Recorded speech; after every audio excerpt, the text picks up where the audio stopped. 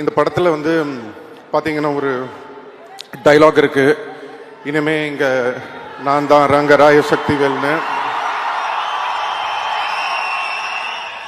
அந்த டைலாக் வந்ததுக்கு அப்புறமா சோஷியல் மீடியாவில் எல்லா இடத்துலையும் வந்து நான் ஒரு விஷயம் பார்க்குறேன்.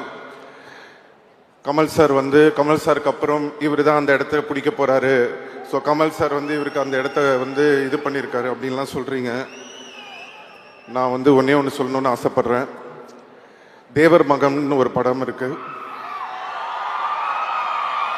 அந்த தேவர் மகன் படத்தில் வந்து சிவாஜி சாரும் கமல் சாரும் நடிச்சிருப்பாங்க. அப்போ சிவாஜி சார் கூட கமல் சார் நடிச்சதுனால it doesn't mean Sivaji sir இடத்துல போய் கமல் சார் உட்காந்துக்கிட்டாருன்னு அர்த்தம் கிடையாது. ஃபர்ஸ்ட் அதை நம்ம புரிஞ்சுக்கணும்.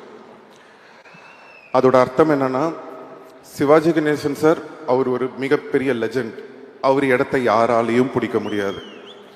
அவருக்குன்னு ஒரு இடத்த அவர் வந்து கிரியேட் பண்ணி வச்சிட்டாரு.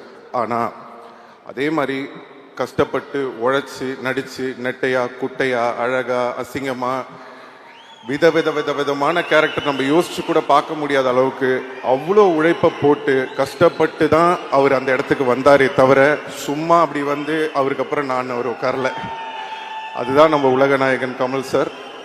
ஸோ யாரோட இடமும் யாருக்கும் அப்படி ஈஸியாக கிடைச்சிடாது. அதுக்காக உழைக்கணும்.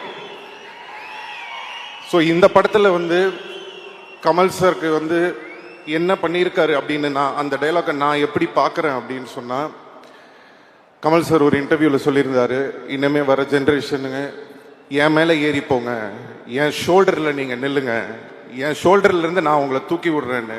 சார், நான் உங்களை ஒரு ஏணிப்படியாக தான் சார் பார்க்குறேன். அந்த ஏணியாக நீங்கள் இருந்து என்னை ஏறி போங்க அப்படின்ற மாதிரி தான் நான் அதை எடுத்துக்கிறேன். உங்கள் மேலே கால் வச்சு உங்களை மிதிச்சு போல சார், உங்களை மதித்து தான் சார் போகிறோம்.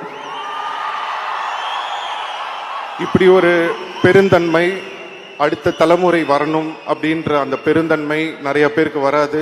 We have a lot to learn from you, sir. Thank you so much, sir.